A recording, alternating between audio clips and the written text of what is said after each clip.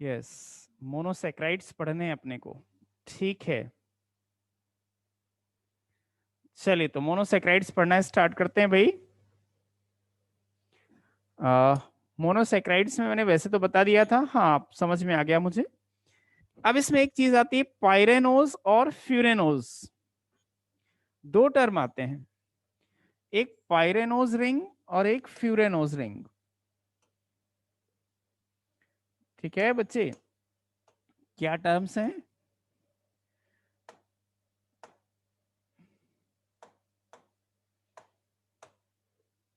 Pyranose और फ्यूरेनोज। सो pyranose ring, समझो पहले इसे, जल्दबाजी कोई नहीं, और फ्यूरेनोज रिंग, फ्यूरेनोज रिंग। ठीक है, तो पायरेनोज रिंग और फ्यूरेनोज रिंग। ओके, सुनो ध्यान से मेरी बात को। जो पायरेनोज रिंग है, हेलो, जो पायरेनोज रिंग है ना, वो 5 कार्बन रिंग है, मतलब 5 रिंग स्ट्रक्चर है।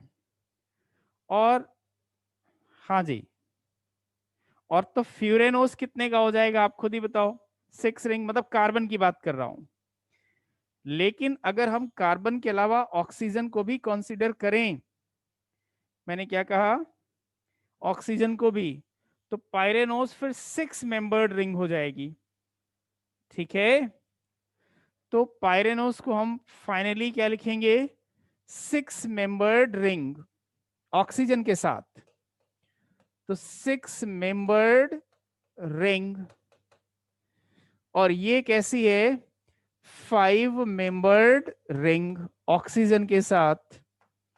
वैसे तो लिखते नहीं है ऑक्सीजन के साथ, मतलब वो अंडरस्टूड होता है कि ऑक्सीजन के साथ ही हम रिंग को बोल रहे हैं। तो 6 मेंबर्ड रिंग और ये 5 मेंबर्ड रिंग। इसका बेस्ट एग्जाम्पल होता है अल्फा एंड बीटा ग्लूकोज। इसका एग्जाम्पल होता है फ्रक्टोज,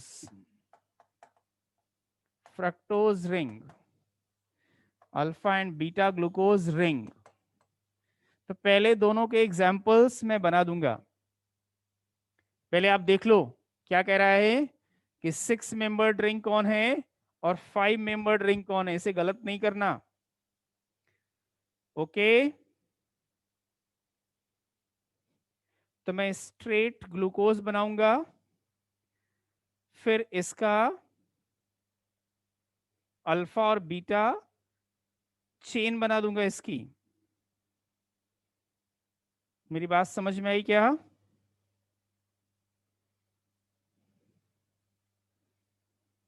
ठीक है, तो पहले ये लिखा अपन ने पायरेनोज रिंग और फ्यूरेनोज रिंग्स। अब मैं पायरेनोज रिंग के एग्जांपल्स जो कि ग्लूकोज है वो आपको समझाने जा रहा हूं। क्लियर? तो पायरेनोज रिंग मैं बना रहा हूं, है ना। इसमें दो टाइप के होते हैं, एक तो स्ट्रेट चेन हो जाएगा। लेट ज्वाइन किया है क्या भाई, जल्दी से करो। तो मैंने कहा कि एक तो स्ट्रेट चेन हो जाएगा बच्चे, और दूसरा कौन सा हो जाएगा, रिंग वाले हो जाएंगे, है ना। तो पायरेनोज में मैं बनाना स्टार्ट करने जा रहा हूं।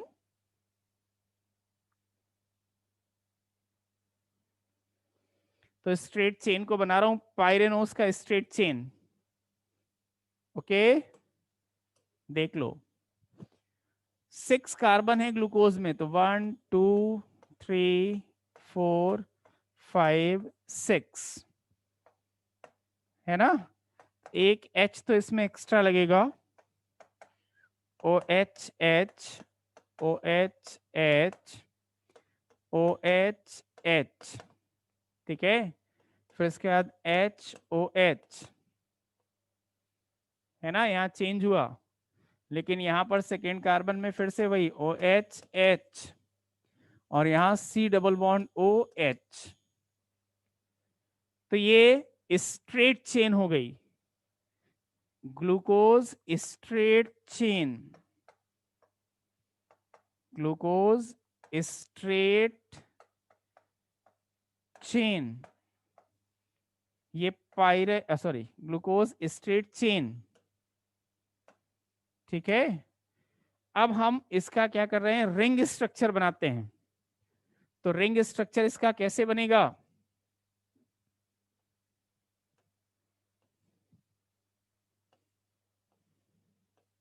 ठीक है। तो रिंग स्ट्रक्चर में यहां से यहां ऑक्सीजन है, यहाँ carbon carbon carbon carbon carbon और CH2OH रिंग से बाहर है। तो यहां पर हमने क्या ले लिया, HOH, HOH, लेकिन थर्ड वाला अलग होता है OHH, लेकिन फिर यहाँ पर HOH, और ये तो H आएगा ही बैलेंसिंग करने के लिए। लेकिन अगर हम एक दूसरा बनाएं, दूसरी रिंग बनाएं, तो वो ऐसी भी बन सकती है। ध्यान से समझ लो बच्चे, जीवन में कभी कंफ्यूजन नहीं होगा। ये ऑक्सीजन हो गई,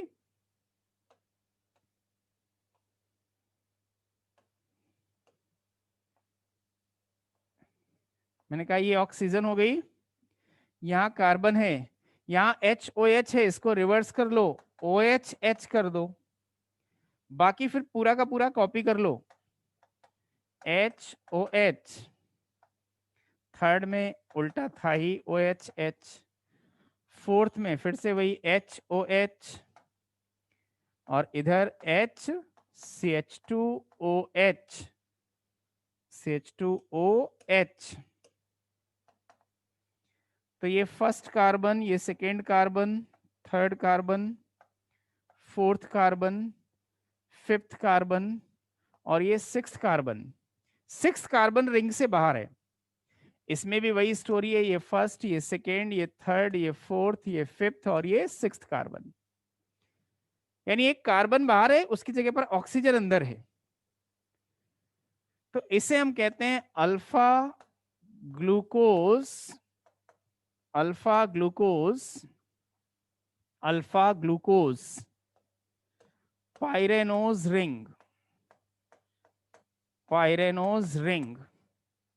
और इसे हम कहते हैं beta glucose, beta glucose pyranose ring, pyranose ring. प्यारे बच्चों, इसे अल्फा ग्लूकोज पाइरेनोज रिंग क्यों कहते हैं, क्योंकि ऑक्सीजन के ठीक बगल वाला यानी फर्स्ट कार्बन में हाइड्रोजन ऊपर है, हाइड्रोक्सिल नीचे है, और इसमें हाइड्रोक्सिल ऊपर है और हाइड्रोजन नीचे, इसलिए इसको बीटा कहते हैं, ऑक्सीजन के पास वाला बस, और हमें कोई नहीं देखना होता है। तो ऑक्सीजन के पास वाले में अगर हाइड्रोक्सिल नीचे है और हाइड्रोजन ऊपर है तो उसे कहते हैं हम अल्फा, और हाइड्रोक्सिल अगर ऊपर है और हाइड्रोजन नीचे है तो उसे हम कहते हैं बीटा। किसमें, ऑक्सीजन के पास वाले कार्बन में, यानी फर्स्ट कार्बन में। हाँ बेटा, ग्लूकोज मोनोसैक्राइड है ना महाराज, फ्रक्टोज मोनोसैक्राइड है ना, तो सब कुछ मोनोसैक्राइड में ही पढ़ रहे हैं।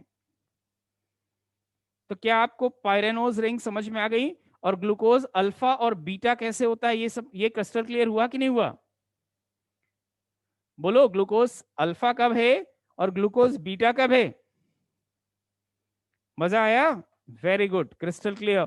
फटाफट नोट कर लो इसे बेटा, और ये लिख लेना, मैंने बोला नहीं है, सेंटेंस में लिख लोगे कि if first carbon has hydrogen on upper side and hydroxyl in lower side, then it is the case of alpha glucose.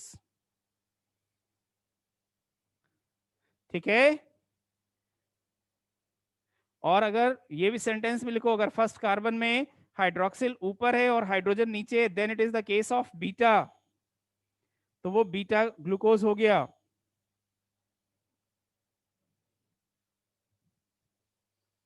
आ गया सबको समझ में?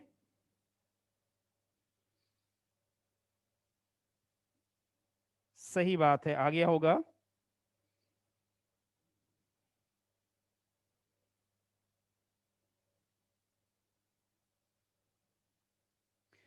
अब इस ग्लूकोज से अगर आपको फ्रक्टोज बनाना हो स्ट्रेट चेन में तो कैसे बना लोगे? ग्लूकोज और फ्रक्टोज में क्या फर्क है स्ट्रेट चेन में?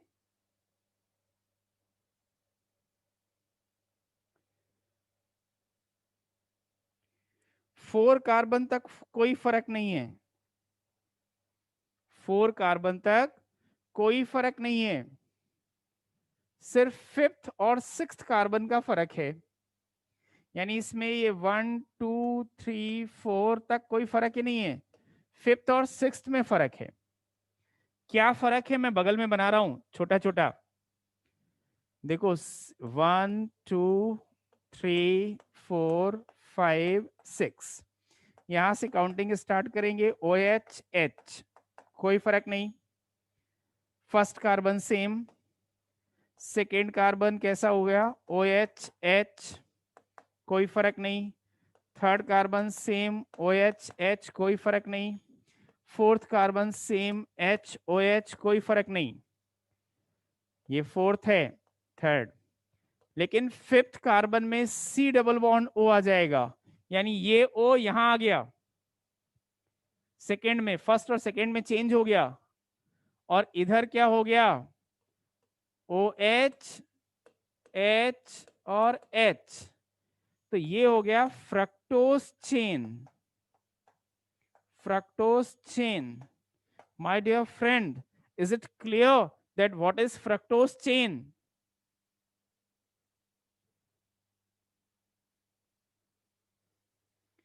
बोलो जल्दी से, पहले ये इसमें फ्रक्टोज चेन समझ में आ गई? फ्रक्टोज चेन में कोई फर्क ही नहीं है।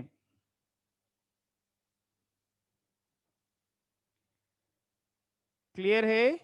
हाँ, नंबरिंग आप ऊपर से स्टार्ट करें, जिस तरफ से फंक्शनल ग्रुप है वो तो मैंने समझाने के लिए बता दिया था। टेक्निकली अगर आप जाएंगे तो फंक्शनल ग्रुप की तरफ से नंबरिंग स्टार्ट करेंगे, ठीक है? मतलब केमिस्ट्री के हिसाब से ऑफ कोर्स हम नंबरिंग जो स्टार्ट करेंगे वो फंक्शनल ग्रुप से स्टार्ट करेंगे। ये 1 1 2 2 3 3 4 4 5 5 6 6, ये बात आपकी है ना?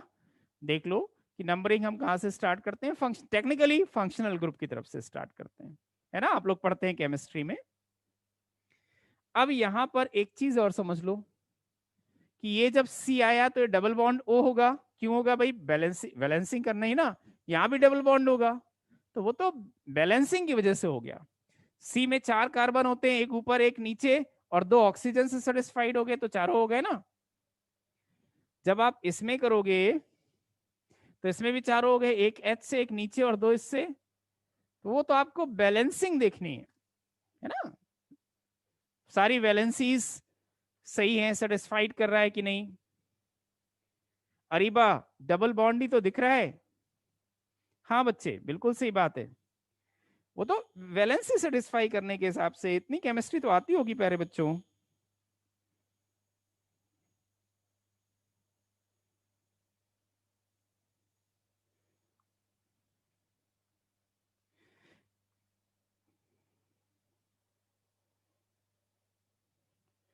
ठीक है, नोट कर लिया सबने? अगली बात बताऊं,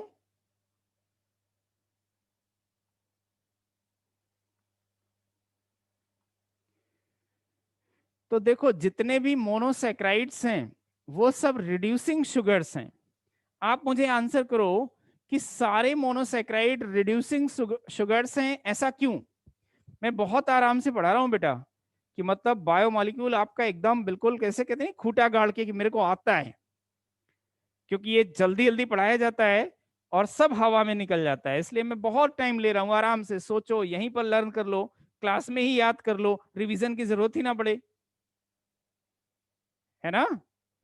तो मैं जो कह रहा हूं वो बात बताओ मुझे कि क्या सारे के सारे मोनोसेक्राइड रिड्यूसिंग शुगर्स हैं? यस और नो? क्यों है रिड्यूसिंग शुगर्स? हम क्यों कहते हैं इन्हें रिड्यूसिंग शुगर्स?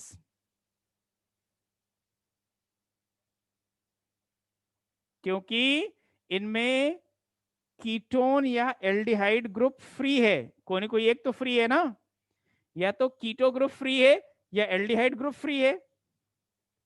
इस वजह से रिड्यूस कर सकते हो। फेलिंग सोल्यूशन पढ़ा होगा आप लोगों ने, फेलिंग सोल्यूशन या बेनेडिक्ट सोल्यूशन, आप जानते हो कि नहीं? फेलिंग्स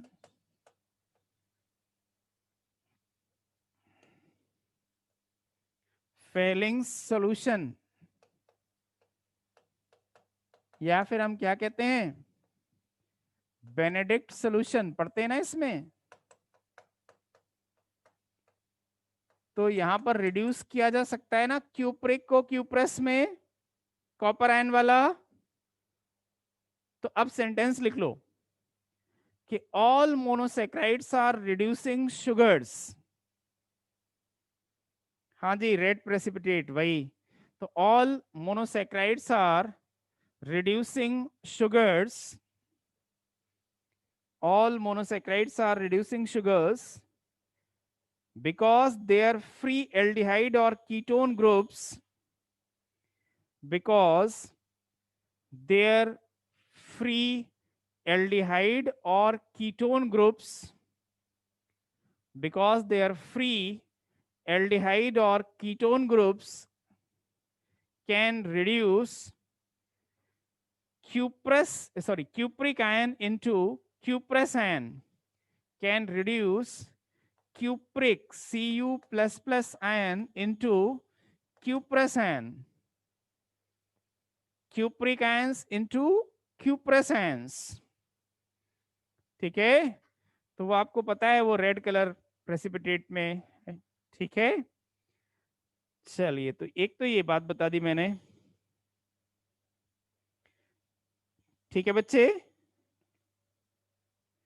अगर मान लो किसी मोनोसेक्राइड में को हम एल्डोजेस या कीटोजेस कहते हैं, हम कहते ही है ना, कभी कह देते हैं कि भाई ये क्या है, ये एल्डोज है, एल्डोजेस, या हम किसी को कह देते हैं कि ये कीटोजेस है। तो आपको समझ में आया एल्डोजेस या कीटोजेस का मतलब क्या होता है? अरे भाई, कीटोजेस जिसमें कीटोन ग्रुप हो, एल्डोजेस जिसमें फ्री एल्डिहाइड ग्रुप हो, है ना। तो जिसमें एल्डिहाइड ग्रुप, एल्डोजेस शुगर हो गई, जिसमें कीटोन ग्रुप उसे क्या कहने लगे, कीटोजेस। तो फिर एक स्टेटमेंट लिखो जो मैं बोल रहा हूं एल्डोजेस और कीटोजेस से रिलेटेड। लिखो, monosaccharides with free aldehyde group are called as aldoses,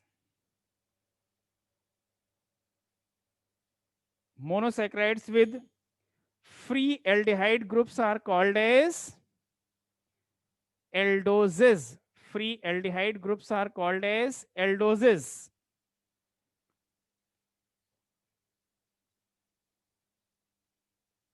ठीक है, ये बहुत सारे हैं, जैसे आप एक तो जानते ही हो अच्छे से, PgAl, फॉस्फोग्लिसरल्डिहाइड, पढ़ा है आपने बोटैनी में, मतलब बॉटनी में पढ़ा है ना। PgAl, फॉस्फोग्लिसरल्डिहाइड, कहां पर पढ़ा था इसे, फॉस्फोग्लिसरल्डिहाइड को, हैं, फोटोसिंथेसिस में, वेरी गुड। फॉस्फोग्लिसरल्डिहाइड को फोटोसिंथेसिस में, रेस्पिरेशन में पढ़ा क्या, या फोटोसिंथेसिस में ही पढ़ा? चलो ठीक है, तो एग्जांपल लिखो इसके, एल्डोजेस के एग्जांपल लिखो, PgAl, ठीक है, फॉस्फोग्लिसरल्डिहाइड। फिर बहुत सारे एग्जांपल हो गए, राइबोज, डिऑक्सीराइबोज, राइबोज, डिऑक्सीराइबोज, लिखते जाओ ऐसे, ग्लूकोज, लिखते जाओ, मैं बोलता जा रहा हूं बेटा, जिनके नाम में ओज लगाओ, हाँ बिल्कुल वही सही है। चलो लिखो, तो आपने क्या लिखा, फॉस्फोग्लिसरल्डिहाइड, फिर pentose, ribose, pentose, ribose, deoxyribose, erythrose, arabinose, erythrose, arabinose, glucose, galactose, mannose, glucose, galactose, mannose, erythrose,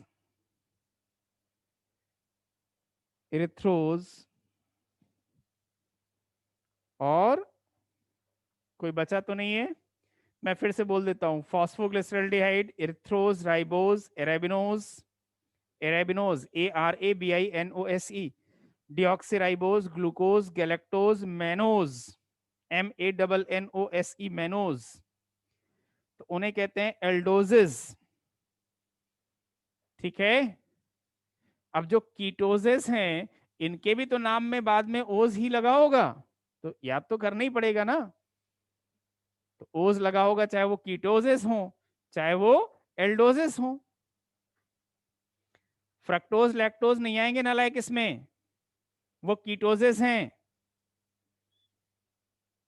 ठीक है, चलो अब जल्दी से लिखो इसमें कि those monosaccharides which possess free keto group, which possess free keto group, those monosaccharides which possess free keto groups, free keto groups are termed as ketoses, are termed as ketoses।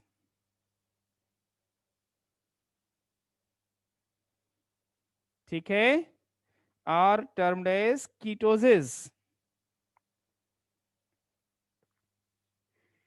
इन सब में ऊलोज लगा रहता है, लेकिन फ्रक्टोज इसमें आता है, वो आपको कंफ्यूज करा देगा। तो आप ये ध्यान रखो, सबसे पहले इसमें फ्रक्टोज लिखो, क्योंकि इधर ओजेस लगे रहता है, इधर उलोजेस लगा रहता है, लेकिन फ्रक्टोज में ओज लगा है और है कीटोज, इस वजह से फ्रक्टोज इज वेरी कंफ्यूजिंग। ठीक है, लैक्टोज तो हम आगे पढ़ेंगे, मोनोसैकेराइड भी तो होना चाहिए पहले उसे। ठीक है, तो पहले ये क्लियर हुआ क्या, फ्रक्टोज प्यारे बच्चों, फ्रक्टोज के बाद जितने भी लिखोगे उनमें उलोज लगेगा। तो अब एग्जांपल लिखो, जैसे लिखो ribulose, RIBULOSE, ribulose, comma xylulose, xylulose, XYLULOSE, comma erythrulose, erythrulose, ERYTHRULOSE, comma sedoheptulose, sedoheptulose, sedoheptulose, comma DHAP, DHAP। बस इतने एग्जाम्पल हो गए, DHAP। अब सुनो, अब मोनोसैकेराइड हैं, लेकिन किसी मोनोसैकेराइड में 5 कार्बन है, किसी में 3 कार्बन है, किसी में 4 कार्बन है। ये समझ में आया ना? क्या बोला बच्चे? ठीक है, तो मैंने कहा नंबर ऑफ मोनोसैकेराइड ही पढ़ रहे हो, लेकिन नंबर ऑफ कार्बन्स अलग अलग हैं। फिर से कह रहा हूं मैं, मोनोसैकेराइड स्टडी कर रहे हो, लेकिन नंबर ऑफ कार्बन्स अलग हैं। ठीक है, तो मैं लिखता हूं कि on the basis of number of carbons, on the basis of number of carbons, on the basis of number of carbons, on the basis of number of carbons, on the basis of number of carbons, okay, monosaccharides are of following types. Monosaccharides are of following types. Monosaccharides are of following types. On the basis of number of carbons, monosaccharides are of following types. Is it clear? Monosaccharides are of following types. ये note कर लिया अपन ने. Monosaccharides are of following types. ठीक है, तो मैं सबसे पहले लिखता हूं ट्रायोसिस. ट्रायोसिस, इसमें सबसे पहले क्या आ गया? ट्रायोसिस.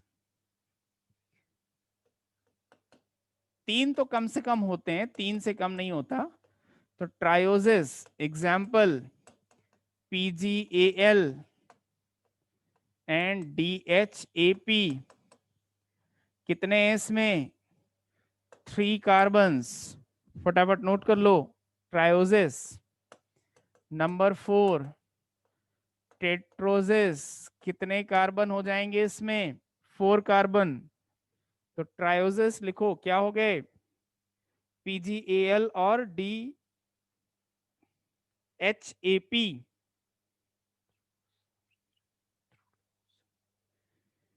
ठीक है, टेट्रोसिस में कौन आ जाएगा? एरिथ्रोज और इरिथ्रुलोज. जो मैंने बताया था आपको, इरिथ्रुलोज. अब ये नाम से पता चला उलोज यानी क्या है ये, है ना? जबकि ओज क्या है ये? आ गया एल्डिहाइड कीटोन वाला फर्क. ये एल्डिहाइड फ्री है और ये कीटोन फ्री है, और दोनों 4 कार्बन के हैं. बोलो भैया जी, क्रिस्टल क्लियर होना चाहिए.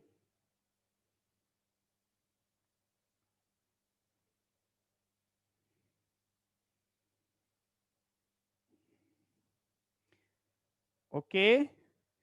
अब मैं 5 कार्बन की बात करूं तो उन्हें कहेंगे पेंटोजेस.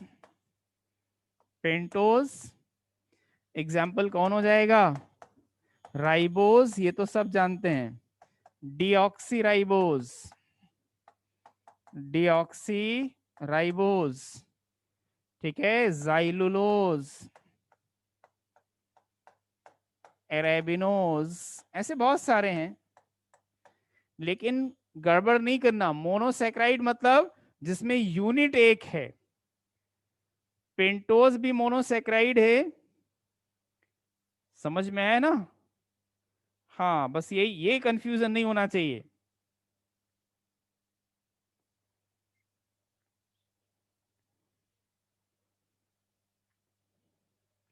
ठीक है,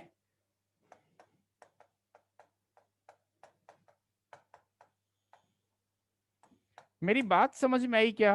जो कॉन्सेप्चुअली मैं बात कर रहा हूं. 5 कार्बन हो सकते हैं एक मोनोसैक्राइड में. 3 कार्बन हो सकते हैं एक मोनोसैक्राइड में. 4 कार्बन हो सकते हैं एक मोनोसैक्राइड में. पार्थ, क्या डाउट है बेटा इसमें? पार्थ, डाउट लिखिए.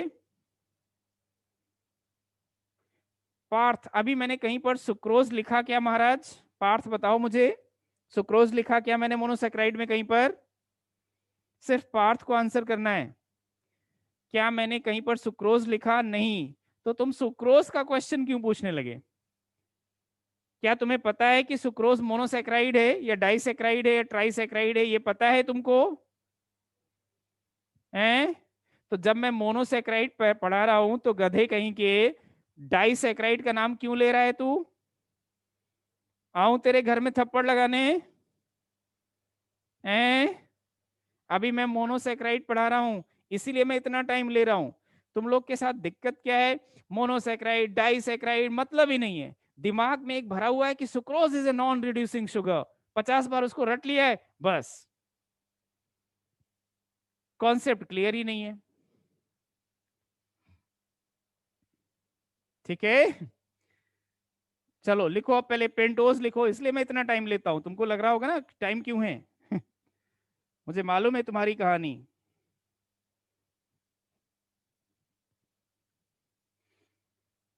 पक्का?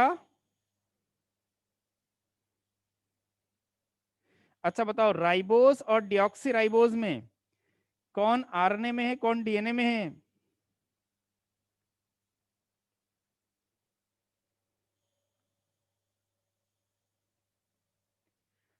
हाँ जी, ये तो सबको पता होगा ना।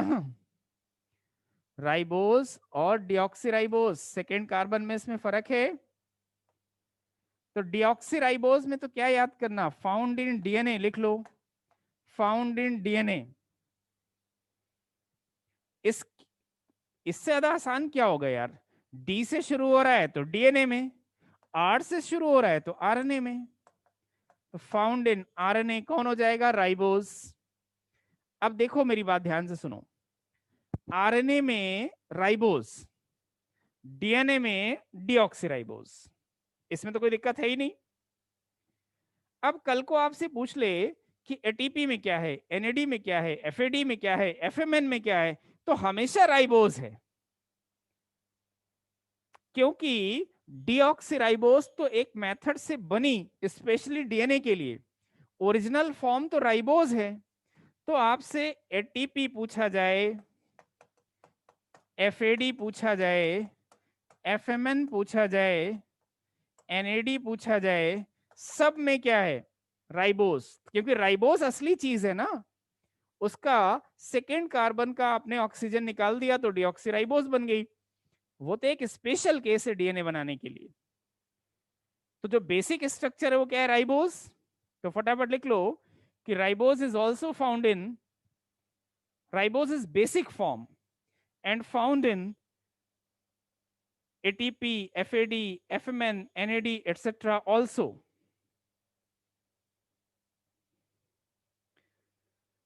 ठीक है?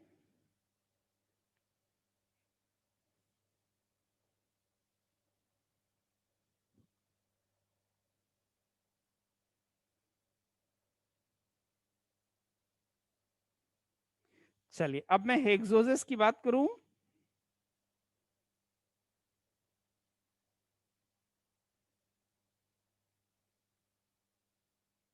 ठीक है, ओके। तो हेक्सोसिस तो आप जानते हैं, प्रॉब्लम यहीं तक थी, ट्रायोसिस, टेट्रोसिस और पेंटोसिस तक। अब देखो, जैसे मैं लिखता हूं हेक्सोसिस, तो हेक्सोसिस में तो क्या दिक्कत है भाई? 6 कार्बन, 6 कार्बन है इसमें। सबसे पहला एग्जांपल लिखा मैंने इसमें ग्लूकोज। ग्लूकोज को आप लोग जानते हो, ग्रेप शुगर, ग्रेप शुगर और ब्लड शुगर। भाई अपने ब्लड में भी ये रहती है और ग्रेप्स में भी रहती है, तो ग्रेप शुगर भी कह देते हैं और ब्लड शुगर भी कह देते हैं। ठीक है? अब एक चीज अच्छे से बताओ इसमें कि इसे हम डेक्सट्रोज भी कहते हैं, डेक्सट्रोज, यानी डी, डी शुगर भी कहते हैं ना। तो मेरा क्वेश्चन है कि डेक्सट्रोज क्यों कहते हैं? क्योंकि ये प्लेन पोलराइज्ड लाइट जो होती है ना, उसे क्लॉकवाइज डायरेक्शन में घुमाती है, क्लॉकवाइज। तो लिख लो, बिकॉज इट रोटेट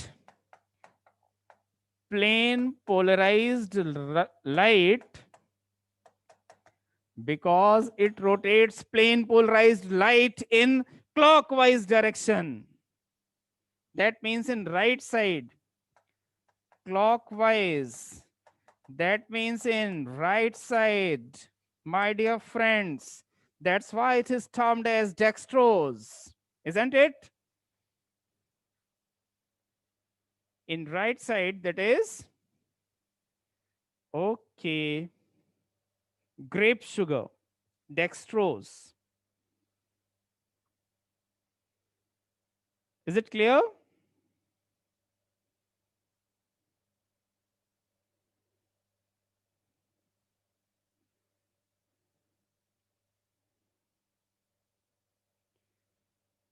चलिए आगे बोलूं मैं। अगला एग्जाम्पल है फ्रक्टोज। ठीक है, फ्रक्टोज क्या है?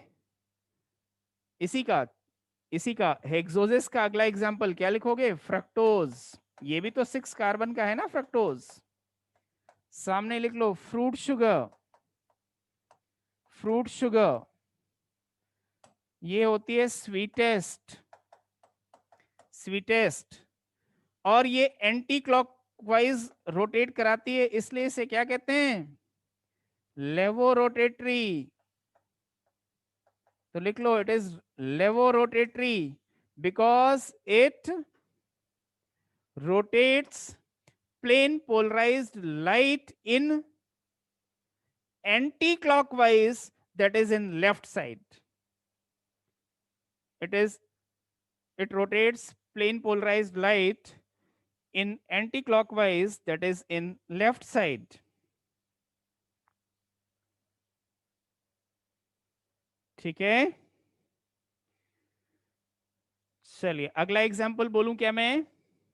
ये तो क्लियर हो गया, ग्लूकोज फ्रक्टोज।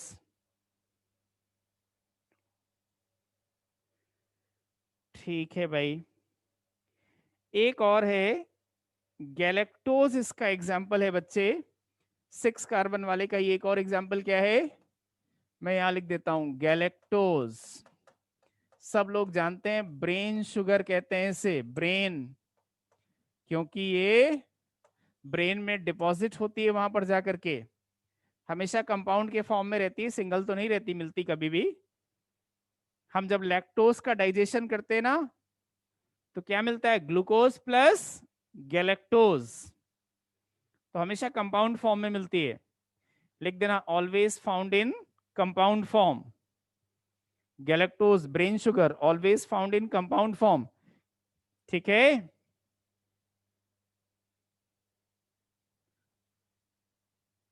आ गया सबको समझ में?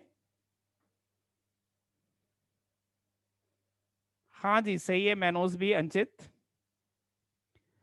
तो ये नोट कर लिया अपन ने। अब लास्ट आ जाते हैं 4 5। हाँ, हेक्सोज हो गया। मैं इधर लिख देता हूं क्योंकि ज्यादा जगह की जरूरत है नहीं है, तो मैं 5th लिख देता हूं। 7 कार्बन वाले को क्या कहते हैं? हेप्टोजेस। कितने हैं? 7 कार्बन। एग्जाम्पल केवल एक अच्छे से याद रख लो, सीडो हेप्टुलोज, ज्यादा की जरूरत नहीं है ना? Sedoheptulose 7 carbon.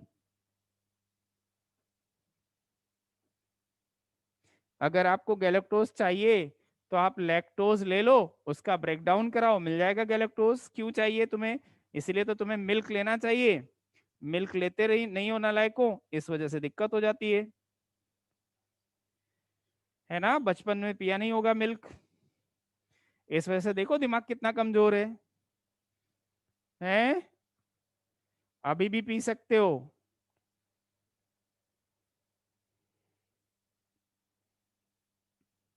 तो इस तरह से मोनोसैक्राइड्स कंप्लीट हो गए। बताओ मोनोसैक्राइड्स में कोई डाउट हो तो मुझे बताओ। मोनोसैक्राइड्स क्लियर हो गए? अगर क्लियर हो गए तो फिर मैं ओलिगोसैक्राइड्स की बात करूं। अगर मोनोसैक्राइड्स क्लियर हो गए तो अब आपको ओलिगोसैक्राइड पढ़ने हैं, फिर पॉलीसैक्राइड्स पढ़ने हैं, फिर कंप्लीट हो जाएगा शुगर। तो भैया जी बताइए ओलिगोसैक्राइड्स बोलूं मैं?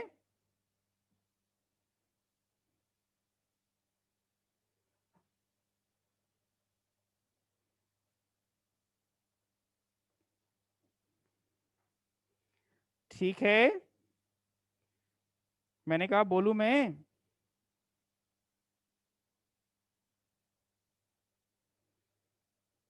मस्ती से बिल्कुल आसानी से समझ में आ जाएगा। ओलिगोसैक्राइड्स क्या लिखे जा रहा है भाई? मैं ये पूछ रहा, अगर गैलेक्टोज चाहिए तो क्या खाना चाहिए मिल्क के अलावा? मिल्क के अलावा खाने वाली किसी चीज में नहीं है भैया। क्या बोलूं मैं? ठीक है। अभिषेक ने बहुत अच्छा आंसर दिया, उसने कहा तू किसी का ब्रेन खा ले जाके। ठीक है, नॉन वेज से मिलेगा बेटा, वेजिटेरियन में और किसी चीज से नहीं मिलेगा। ठीक है। दिव्यांशु कह रहा है ईट ब्रेन। कोई भी मिल्क प्रोडक्ट यार, कुछ तो मिल्क में अच्छा लगता ही होगा ना, मिल्क प्रोडक्ट खा लो, मिठाइयाँ, बहुत सारी चीजें। हाँ, तनिष्क लिख रहा है फिलहाल तो दिमाग खा रहा है। पनीर भी खा सकता है, वो भी तो मिल्क से बना है। चल बहुत हो गया फालतू बातें, अब लिखते हैं अपन ओलिगोसैकेराइड्स। बोलूं क्या मैं? ओलिगोसैकेराइड्स, बस ओलिगोसैकेराइड, पॉलीसैकेराइड, फिर शुगर कंप्लीट। अब बताओ, अच्छा आपको मोनोसैकेराइड एकदम क्रिस्टल क्लियर हो गए ना, एक एक पॉइंट क्लियर है कि नहीं है? आप मुझे आंसर करो, है ना? तो अब ऐसे ही ओलिगोसैकेराइड्स पढ़ेंगे। ठीक है, सुनो, लिखो मेरे साथ, ओलिगोसैकेराइड्स, ओलिगोसैकेराइड्स, ओलिगोसैकेराइड्स। ओके, चलिए ओलिगोसैकेराइड्स क्या है दोस्तों? मेड अप ऑफ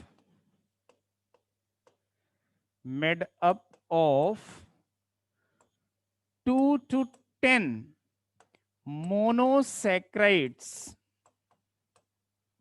लेकिन अगर हम बहुत प्रिसाइज सेंस में कहें कि जो मोनोसैकेराइड्स होते हैं उनका मतलब, जितने भी मोनोसैकेराइड्स होते हैं वो उनमें से कम दो और ज्यादा से ज्यादा 10 मोनोसैकेराइड्स एक साथ जुड़ जाएं तो क्या बनेगा? तो बनेगा अपना ओलिगोसैकेराइड। क्लियर हुआ पहले? क्या बनेगा अपना? ओलिगोसैकेराइड।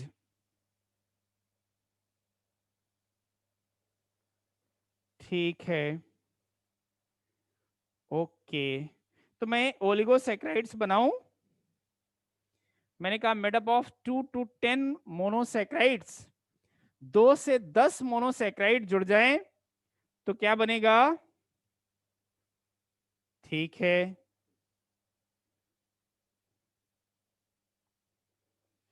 तो मैं 2 ग्लूकोज को जोड़ता हूं और आप बताना उसके बॉन्ड्स कैसे बनेंगे। मैं क्या कर रहा हूं, 2 ग्लूकोज को जोड़ रहा हूं, ध्यान से समझना। ठीक है, और आप बताना उसके बॉन्ड्स कैसे बनेंगे।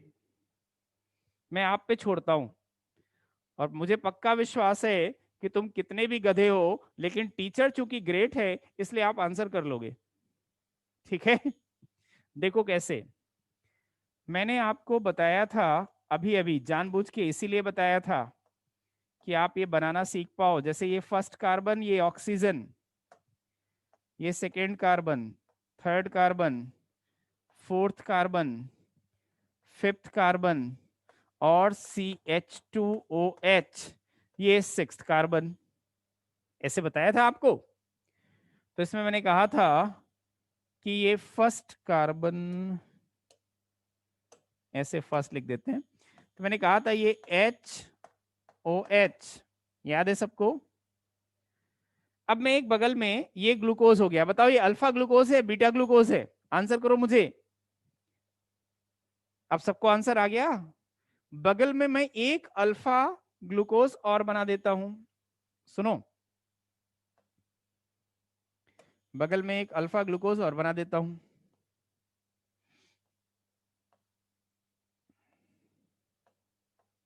ये ऑक्सीजन, ये कार्बन, ये तो फर्स्ट रहेगा, second carbon, third carbon, fourth carbon, fifth carbon, और CH2OH। ठीक है, ये अपन ने रखे ही नहीं, HOH, OH, HOH, है ना? हाँ, तो ये भी बना देता हूं मैं। इसमें क्या हुआ, H ओ एच, ये तो वही रहेगा ना, एच ओ एच, इसमें केवल ओ एच थर्ड में अलग होता है, फिर से एच ओ एच, और इधर क्या हुआ,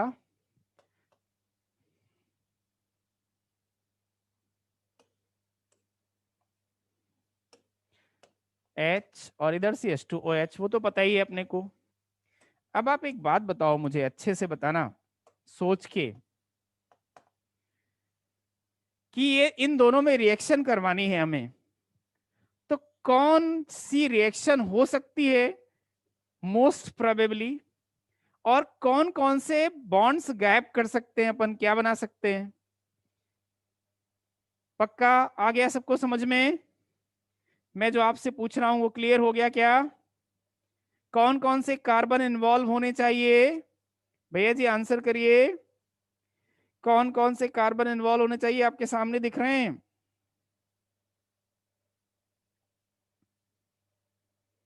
हैं, दिख रहे हैं ना?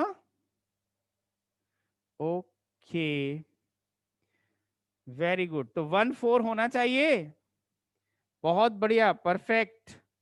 तो ये देखो 1 4, इसमें से मैं क्या करूं कि ये जो है, ऐसे बता रहा हूं, ये एच ओ एच गैप कर दिया जाए, यानी इसमें क्या कर दिया जाए, डिहाइड्रेशन माइनस H2O कर दिया जाए, डिहाइड्रेशन कर दिया जाए भैया, तो क्या बनेगा भैया? अब आपको समझ में आ गया ना सारे भैया, ये O, ये C C C C C CH2OH, ठीक है। अब इसका फर्स्ट कार्बन था तो फर्स्ट को भी नहीं छेड़ते हैं, HOH, ये हो गया इसका क्या, OH H, इसका हो गया HOH, और ये हो गया H। अब ये इसका H2O माइनस हो गया, तो इसका H तो ऊपर रहा, लेकिन यहाँ का O, जो एक O बचा वो इधर आ गया, और अब दूसरे वाले को मैं ऐड कर रहा हूं इसमें।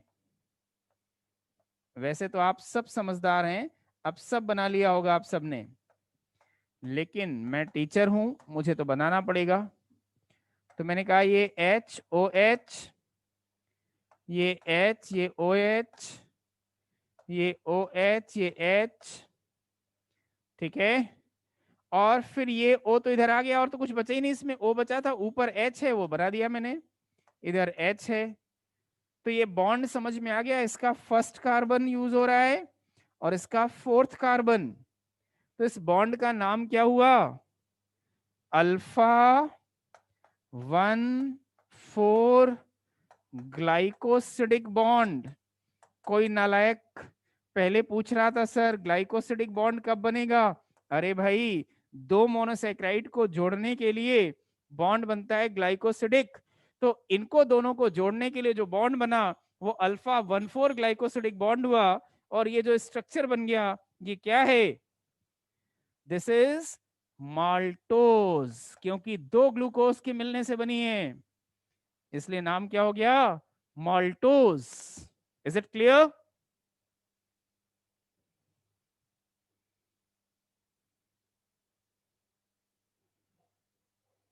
1 4 ग्लाइकोसिडिक बॉन्ड।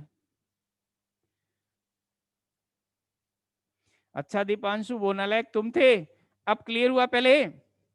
1 4 ग्लाइकोसिडिक बॉन्ड क्या होता है, ज्यादातर डाइसैकेराइड जब हम बनाते हैं तो 1 4 ग्लाइकोसिडिक बॉन्ड बनता है, ठीक है।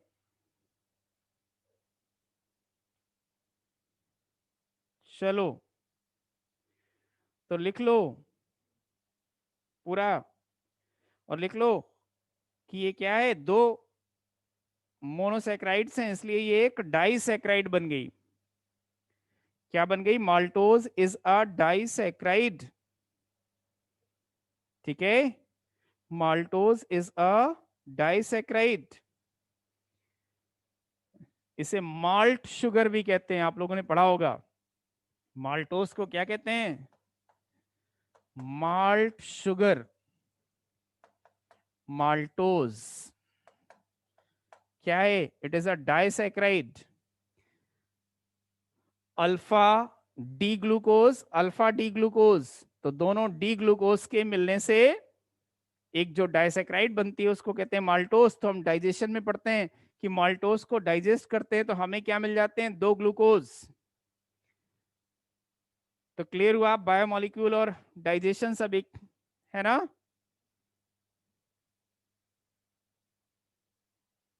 वो तो किसी का भी कर सकते हैं दीपांशु भाई, जब दोनों तरफ सेम है तो क्या दिक्कत है? तो ये हो गया, माल्टोज लिख लिया जल्दी से। तो मैं दूसरा बोलूं क्या? डिहाइड्रेशन से बना है ना ये bond.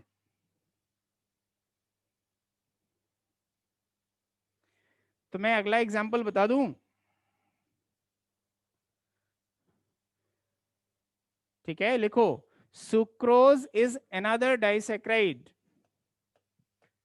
Sucrose is another disaccharide formed by 1,2 glycosidic bond, 1,2 glycosidic bonds between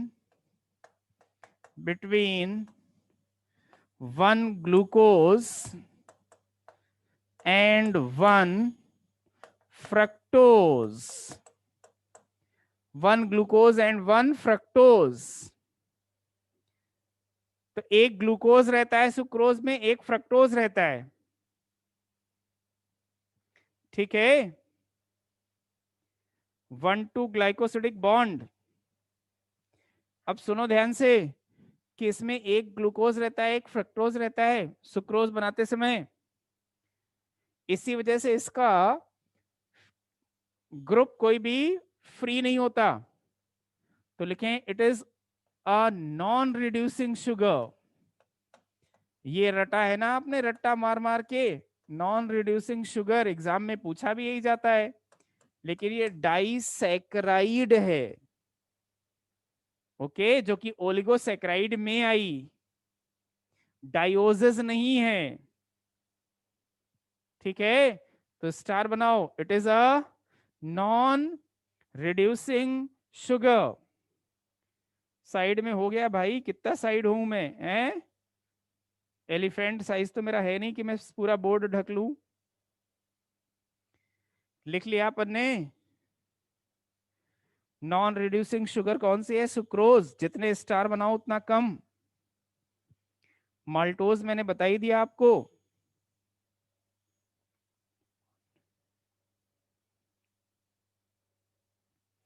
तीसरा एग्जाम्पल लिखता हूं मैं, लैक्टोज।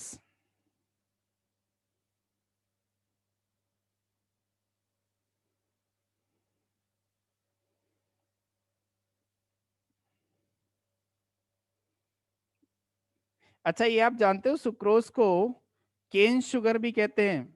केन शुगर, क्योंकि शुगर केन से ऑब्टेन होती है। जानते हो क्या? जानते ही होगे मेरे ख्याल से। सुक्रोज किससे मिलती है? शुगर केन से, इसलिए इसे केन शुगर भी कह देते हैं। ये तो बेसिक बात है, सभी को पता। शुगर केन से मिली इसलिए नाम ही पड़ा है सुक्रोज। Got it?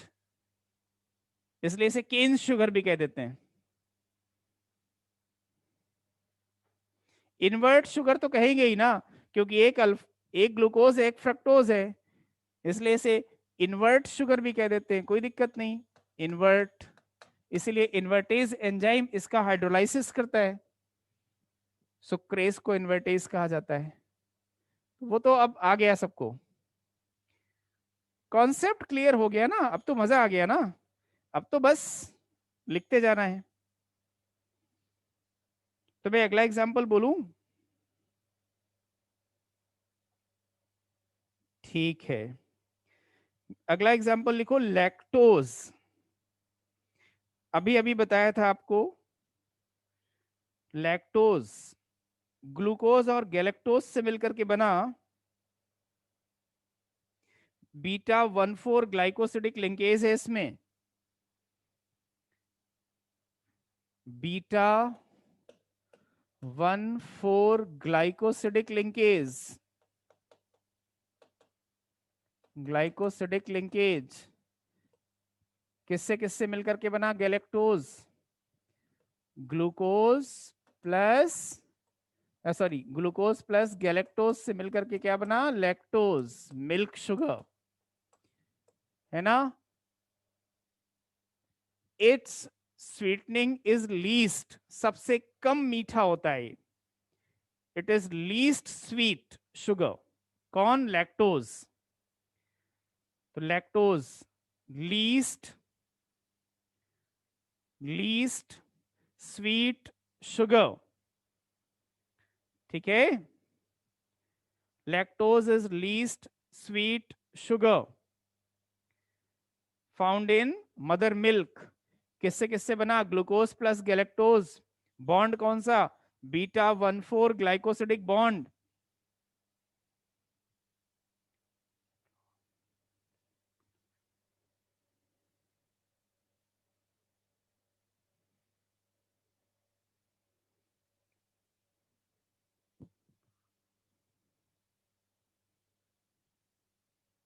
एक लास्ट एग्जांपल बता देता हूं।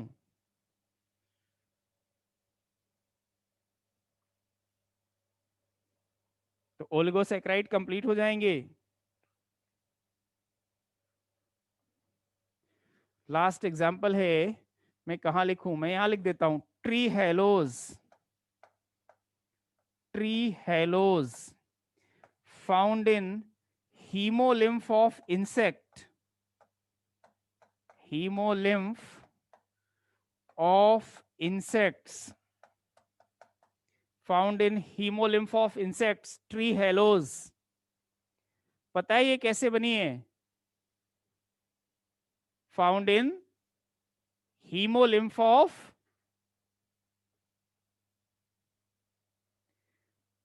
नमन जैन, कुछ भी लिख सकते हैं उसमें, इसलिए लिखा नहीं जाता है। हाँ, इसमें थोड़ा सा यूनिक केस है। इसका 1 और इसका 1 दोनों 1,1 ग्लूकोज का बॉन्ड बनता है। 1,4 का नहीं बनता, 1,2 का भी नहीं बनता, 1,1 का बनता है। तो लिख देना alpha 1,1 glycosidic linkage, alpha 1,1 glycosidic linkage, alpha 1,1 glycosidic linkage found between 2 glucose, alpha 1,1 glycosidic linkage found between 2 glucose, alpha 1,1 glycosidic linkage found between 2 glucose,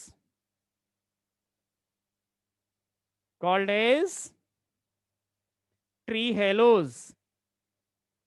नहीं है एनसीईआरटी में, कॉन्सेप्ट समझना है। अब देखो, आपने पढ़ लिए ओलिगोसैकेराइड भी, ओलिगोसैकेराइड्स हो गए, पता है आपने मोनोसैकेराइड भी कंप्लीट कर लिए, आपने ओलिगोसैकेराइड भी कंप्लीट कर लिए। अब इसका लास्ट सेक्शन पढ़ें, पॉलीसैकेराइड।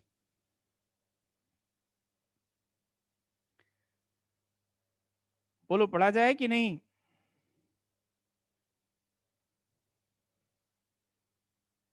चलो लिखते हैं पॉलीसैकेराइड्स। ठीक है, मैं बात करता हूं पॉलीसैकेराइड्स की। बताओ पहले, ओलिगोसैकेराइड में कोई डाउट तो नहीं बचा है? ठीक है, तो next heading please note down, polysaccharides. Polysaccharides कितने बढ़िया से समझ में आ रहा है आप लोगों को, और आप लोगों को आ रहा है इसलिए मुझे भी अच्छा लग रहा है, क्योंकि आप लोग बहुत इंटरेस्ट से पढ़ रहे हो, रियली, तो मुझे भी अच्छा लग रहा है। ठीक है, पॉलीसैकेराइड्स।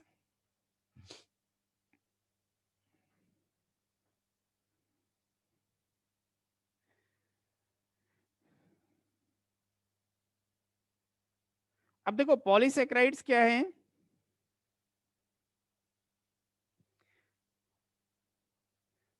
सुनो ध्यान से, पॉलीसेक्राइड्स क्या हैं, बहुत इजी हैं। इसके बाद लिपिड्स पढ़ेंगे, वो जरा से हैं, बहुत ही इजी हैं लिपिड्स।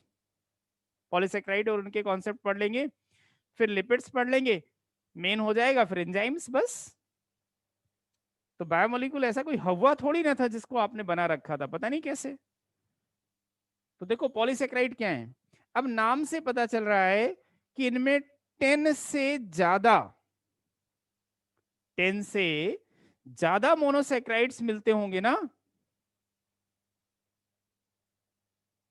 ठीक है।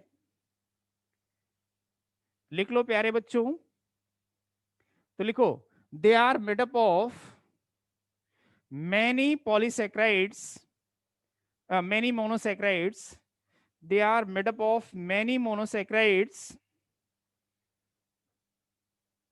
ब्रैकेट में लिख देना always should be more than 10, always should be more than 10, always should be more than 10.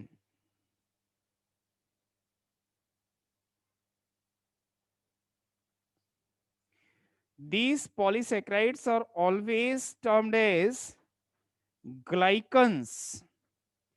These polysaccharides are always termed as glycans. मतलब पॉलीसेक्राइड्स के एंड में ग्लाइकन्स लिखा रहता है, सफिक्स, ग्लाइकन्स सफिक्स रहेगा, ठीक है। तो लिख लो always made up of more than 10 polysaccharides, 10 monosaccharides, sorry 10 monosaccharides,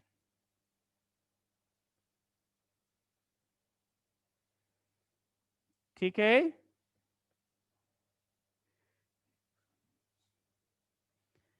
अब सुनो ध्यान से, कहीं पर आपको हेक्सेंस लिखा हुआ दिखे तो आप क्या बोलोगे, पेंटोसंस लिखा हुआ दिखे तो आप क्या बोलोगे।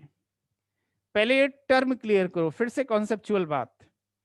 कहीं पर हेक्सेंस लिखा है, इसका मतलब क्या है, अरे हेक्सेंस लिखा है इसका मतलब क्या है,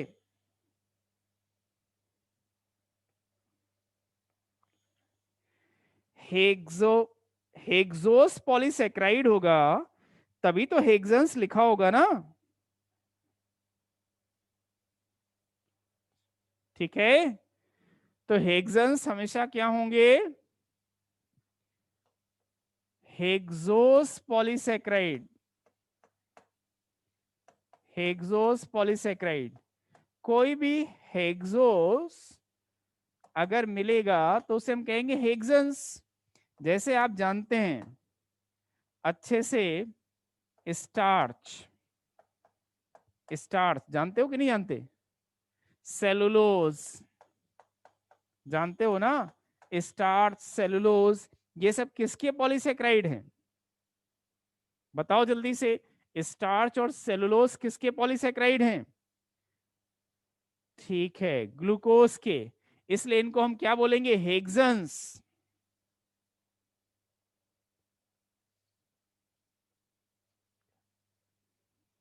ठीक है।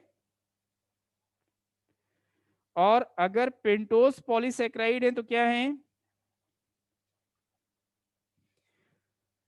पेंटोस पॉलीसेक्राइड होंगे तो इनको हम कहेंगे, एग्जाम्पल एरेबन, जाइलन, इसमें क्या बड़ी बात है।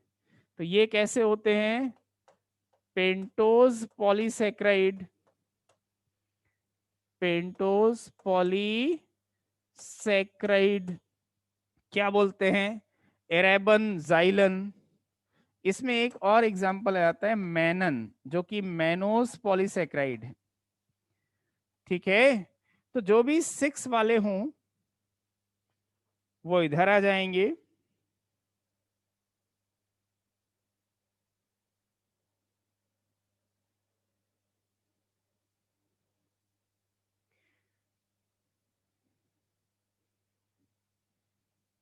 ठीक है। अब अगर आपसे पूछा जाए कि पॉलीसेक्राइड्स कैसे होते हैं, वाटर में सॉल्युबल होते हैं कि इनसॉल्युबल होते हैं, पॉलीसेक्राइड्स वाटर में सॉल्युबल हैं या इनसॉल्युबल, इनसॉल्युबल। इस वजह से ये टेस्ट नहीं देते कि स्वीट टेस्ट आए, ऐसा नहीं आएगा। तो लिख लो, polysaccharides are water insoluble, so they do not taste sweet. Polysaccharides are water insoluble, so they do not taste sweet. So they do not taste sweet. ठीक है भाई, पानी में घुलेगा ही नहीं, सॉल्युबल ही नहीं होगा तो टेस्ट कैसे आएगा?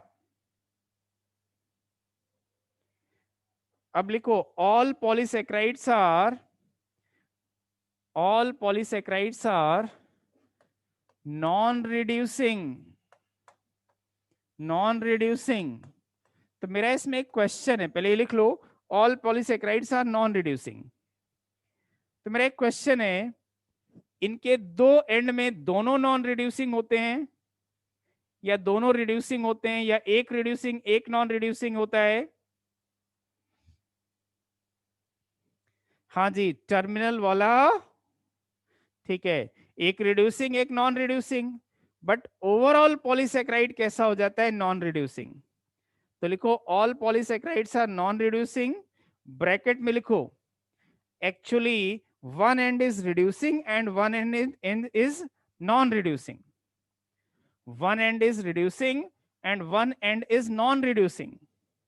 लिख लो अच्छे से कि actually one end is reducing and one end is non-reducing. ठीक है भाइयों, बड़े भाइयों,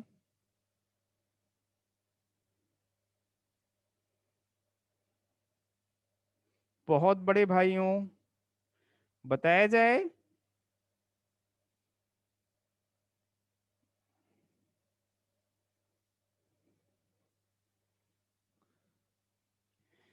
चलो अब आगे लिखो,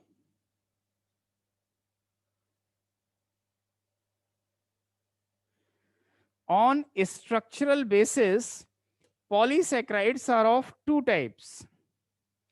On structural basis polysaccharides are of two types. पहला लिख रहा हूं, होमोपॉलीसैक्राइड, होमोपॉलीसैक्राइड्स, homopolysaccharides on structural basis polysaccharides are of two types. पहला क्या लिख रहे हैं बच्चे? होमोपॉलीसैक्राइड्स।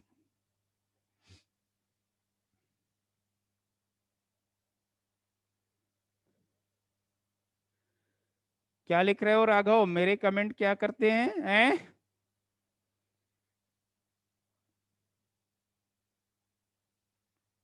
ओवरऑल नॉन रिड्यूसिंग है भाई राघव, तभी तो लिखवाया कि ओवरऑल क्या है? Non reducing.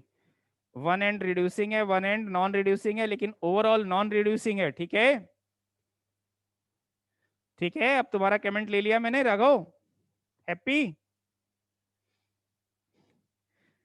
चलो, तो मैंने कहा होमोपॉलीसैक्राइड स्ट्रक्चरल बेसिस पे देखो, क्या मतलब है होमोपॉलीसैक्राइड का? कहने का मतलब, अगर मान लो 1000 मोनोसैक्राइड लगे हैं, लेकिन वो सारे के सारे एक ही टाइप के हैं, जैसे ग्लूकोज लगाए तो glucose glucose glucose glucose, 1000 glucose लग गए, 10,000 ग्लूकोज लग गए, 1,00,000 ग्लूकोज लग गए, लेकिन सारे ग्लूकोज ही हैं, तो वो क्या हो गया? होमोपॉलीसैक्राइड। लेकिन एक ग्लूकोज लगाया, एक फ्रक्टोज लगाया, ऐसे, तो वो क्या हो जाएगा? हेट्रोपॉलीसैक्राइड। अब समझ में आया क्या? होमोपॉलीसैक्राइड और हेट्रोपॉलीसैक्राइड। तो पहले आप होमोपॉलीसैक्राइड में लिखो, they are compound of same monomers, they are compound of same monomers.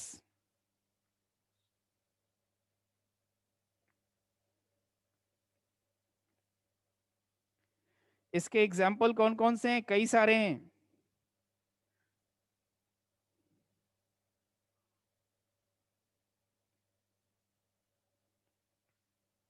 तो मैं लिख दूं, इसके एग्जाम्पल लिखता हूं पहले, बहुत सारे एग्जाम्पल हैं इसके।